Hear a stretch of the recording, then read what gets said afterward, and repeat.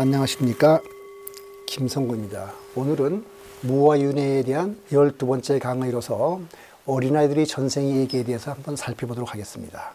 먼저 예비적으로 우리가 생각해 볼 것은 최면퇴행에서 말하는 전생에는 분명히 의심할 만한 요소가 있습니다. 제 9강 비판자들의 견해를 9강에서 소개했는데 그걸 참고해 보시면 될 것 같습니다. 이런 문제가 있음에도 불구하고 학자들 중에 전생과 사후세계에 대한 연구를 하는 사람들이 지속적으로 지금 늘어나고 있는 추세입니다. 그 이유는 뭘까? 그 물음에 대해서는 크게 세 가지 이유를 들 수가 있는데, 하나는 최면퇴행에는 문제가 있는 것이 또 있지만 최면 상태에서 본인이 배운 적이 없는 외국어를 한다면 그것이 정확하든 서투르든 그것은 무시할 수 없는 전생의 사례로 볼 수 있을 겁니다. 또 다른 하나는 유물론에 묶인 학자들은 어떤 경우에도 물론 반대하겠지만 스스로 편견이 없다고 생각하는 사람이 볼 때 의심받을 만한 요소가 전혀 없는 전생 얘기가 있다고 보는 겁니다. 이 사람들은 이안 스티븐슨의 전생 연구에는 과학적으로나 논리적으로 흠잡을 데가 없는 아주 값진 사례가 충분히 많이 있다고 보는 거죠. 그 다음에 세 번째는 임사 체험자들의 이 얘기가 너무나 생생한 것도 있지만은 인간이 사후세계나 윤회의 개념을 갖는 것이 착각이라고 보기에는 그것을 암시하는 예가 계속 나오기 때문입니다. 단순히 생각해 보더라도 서로 관계가 없는 여러 분야에서 사후세계나 윤회를 말하는 사람들의 수가 작지 않습니다. 그렇기 때문에 이것이 어떤 실제 사실을 반영하는 것이 아닐까 하는 생각을 하는 사람도 있거든요. 그런 사람 중에 하나가 종교학자 크리스토퍼 베이치라는 사람입니다. 윤회의 본질의 그런 이유를 설명했는데, 우선 명상 속에서 전생을 보게 되죠. 임사체험도 우리가 사후세계를 얘기하는 거고, 최면퇴행, 영매, 그러니까 샤만이 어떤 무아지경에 들어서 전생 얘기를 하는 경우, 그 다음에 또 자발적 기억, 전혀 관계없는 5가지 분야에서 사후세계나 전생 얘기를 하는 걸 보면은 그럴듯하다는 생각을 하는 사람이 있을 수 있습니다. 근데 이것들 중에서 최면퇴행과 영매에 의한 전달은 의심받을 만한 요소가 있습니다. 영매의 경우는 돈벌이를 목적으로 거짓말하는 경우가 너무 많았고, 또 최면의 경우에는 시술자의 암시가 영향을 줄 가능성도 있고, 에드가 케이스의 잘못된 예언에서 보듯이 피체험자가 최면 상태에서 떠올리는 내용이 뭔지 알 수 없는 경우가 있습니다. 물론 앞서 말한 대로 최면이 무조건 문제가 되는 건 아니죠. 예를 들어서 최면 속에서 배우지 않은 외국어를 잘한다면 우리가 무시할 수 없겠네요. 그런데 이런 문제가 있어서 이걸 다 제거한다 하더라도 명상과 자발적 기억이라면 얘기가 달라지죠. 그러니까 윤회가 사실이라면 우리의 의식 어딘가에 그 흔적이 있어야 될 겁니다. 그리고 과학적으로 의심할 여지가 없는 방식으로 우리가 그 흔적을 찾을 수 있어야 될 겁니다. 근데 그러한 가능성으로 윤회를 지지한 사람들은 2가지 분야에 주목을 하고 있는데요. 하나가 선과 자발적 기억입니다. 그런데 선의 효과는 여러 가지 면에서 과학적으로 입증되고 전통 과학자들에게서도 그 정당성을 인정받고 있어요. 그렇지만 명상 속에서 체험하는 내용을 객관적으로 검증할 수는 없거든요. 그래서 선은 1인칭 과학이기 때문에 그렇죠. 이 1인칭 과학이 뭔지는 제 강의 제1부, 제4강을 참조하면 설명이 되니까 여기서 생략하겠습니다. 그렇다면 윤회를 연구한 사람들이 주목을 할 만한 것은 5번째, 자발적 기억이겠습니다. 그러니까 자발적 기억이라는 것은 뭐냐면은 어린아이가 말을 시작할 즈음에 예기치 않게 떠오르는 내용을 말하는데, 이안 스티븐슨은 바로 이 어린 아이들의 자발적 기억에서 말하는 전생에 주목을 하였습니다. 이안 스티븐슨은 미국 버지니아 대학교의 정신과 의사라서 전생 연구 분야에서는 아주 전설적인 인물인데, 전생에 대한 이안 스티븐슨의 주장을 한번 앞으로 쭉 살펴보겠습니다. 전생에 대한 이안 스티븐의 연구는 살펴보기 전에 먼저 이안 스티븐슨이 어떤 사람인지 조금 알아보기로 하죠. 이안 스티븐슨은 캐나다 출신으로서 미국 정신과 의사입니다. 그러니까 캐나다 몬트리올에 있는 세계적으로 손꼽히는 명문 맥길대의 학부를 수석으로 졸업하고 왕성한 연구 활동으로 아주 젊은 나이인 39살 때 1957년 버지니아 대학 정신의학과 주임 교수가 됐습니다. 그 다음에 전생에 대한 그 연구는 1958년 미국 심령연구협회에서 당선되는 계기로 시작되었다고 할 수 있는데, 그의 수제자 짐 터커에 의하면 스티븐슨은 아주 다른 지역에 살면서도 전생의 기억에 대해 비슷한 진술하는 아이들의 패턴을 보고 크게 충격을 받았다고 합니다. 인도나 레바논이나 브라질은 전혀 문화적으로 관계가 없을 것 같은데도 거기에 있는 아이들이 전생 얘기를 하면서 비슷한 진술하는 걸 보고 크게 충격을 받았다고 합니다. 그런데 환생이나 신비체험과 같은 것은 학자들이 연구를 위해서 접근하기에는 아주 위험한 주제입니다. 바로 유사과학자라는 낙이 찍혀서 학계에서 매장될 수 있기 때문이거든요.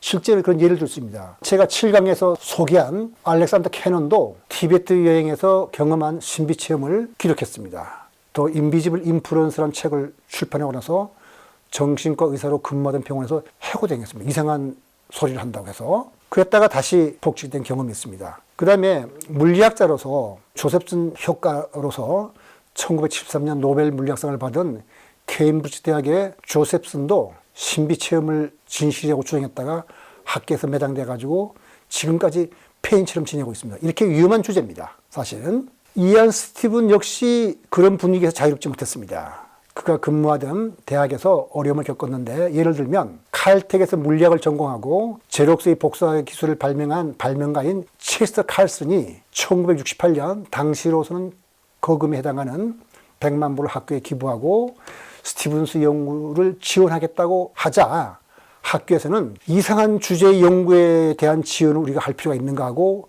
논란이 있었습니다. 그런데 논란 끝에 결국은 대학 최초의 체스터 칼슨 프로페서로 임명돼서 연구를 계속할 수 있었지만 이런 위험이 있습니다. 그 다음에 또 이안 스티븐스는 1951년에는 뉴욕의 초심리학 재단을 세운 에일린 게러트라는 사람의 도움을 받아서 스티븐스의 인도 여행 경비를 전적으로 지원받았는데, 이때 방문한 인도와 스리랑카를 비롯하여 브라질, 레바논 등지에서 수집한 자료를 가지고 1960년에 출간한 책이 바로 유명한 책입니다. 20 Cases Suggestive of Reincarnation, 그러니까 환생을 암시하는 20가지 사례죠. 근데 참고로 말하자면 에일린 게러트는 초능력자로 알려진 사람이거든요. 근데 그것에 대한 논란이 많습니다. 그러니까 초능력자라 그러면은 주류 과학계에서는 사이비과학으로 낙인을 찍어서 비난을 많이 하는데, 이런 사람의 지원을 받은 이상 사람들이 이안 스티븐스의 연구에 의심의 눈초리를 보내는 것은 당연하다고도 할 수 있습니다. 어쨌든 이런 분위기 속에서도 이안 스티븐은 학교에 쫓겨나지 않고 계속 연구를 할 수 있는데 그 이유가 있을 겁니다.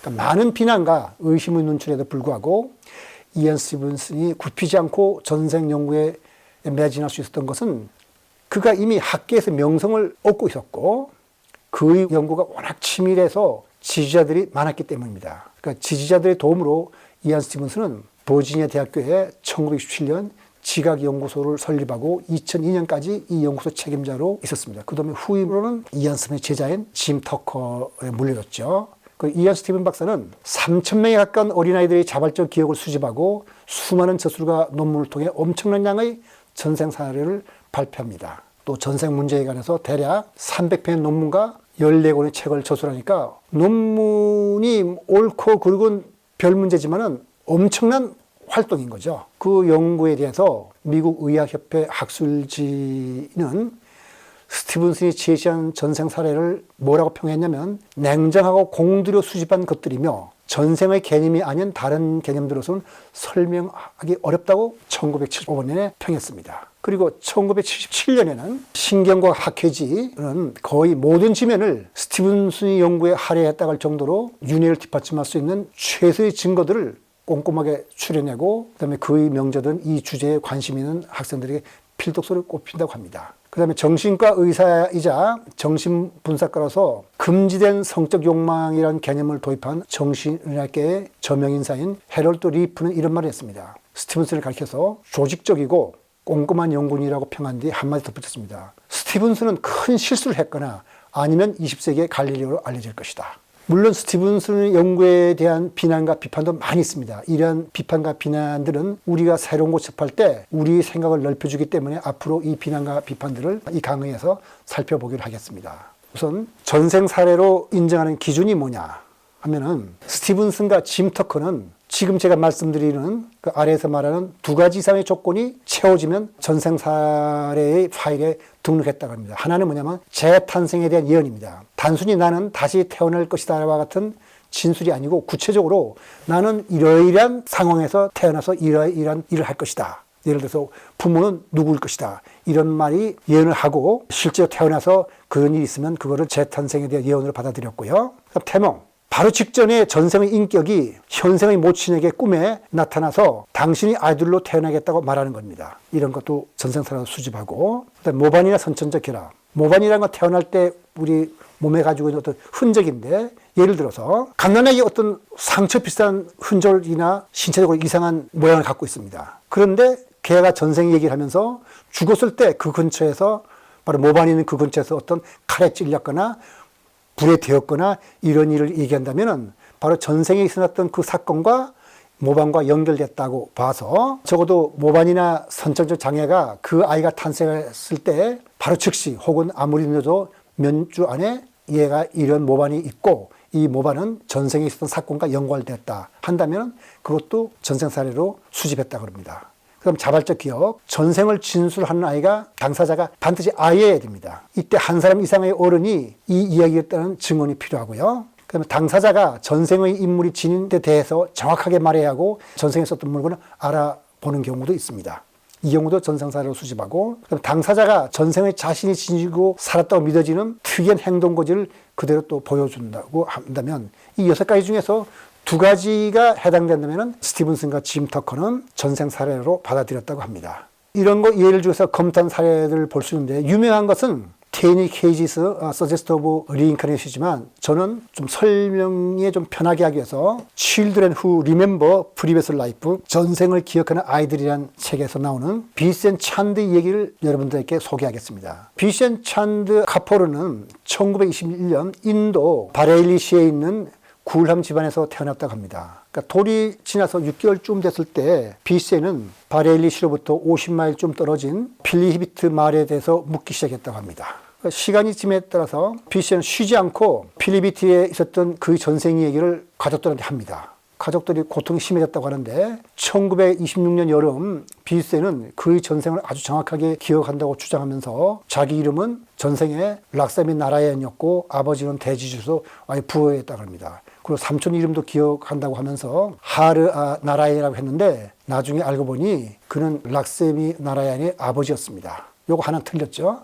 그 좀 비슷하고요. 그리고 그가 살던 집에서도 이 얘기했는데 재단이 있었고 여자들 위한 분리된 숙소가 있었다 하는데, 그리고 그 집에서 지내던 여러 가지 얘기를 많이 했습니다. 그리고 비센의 집안은 아주 가난했기 때문에 그의 전생 기억들은 현재의 가난한 생활에 대해서 아주 원망하게 만들었어요. 그래서 비센은 때때로 하는 말이 음식을 주면 이런 음식은 하인도 안 먹어 하면서 음식을 거부하기도 했다고 합니다. 근데 이 얘기가 널리 이제 알려지다 보니까 바레일리시에 있는 법률가인 샤하의 귀에 들어왔어요. 그러니까 샤하이는 변호사였거든요. 비센의 집에 가서 어린아이가 하는 말을 기록하고 얼마 후에 락사의 나라에 죽은 지 8년이 되기 전에 자기 돈으로 비센과 그의 아버지를, 형을 필리비트로 데려갔습니다.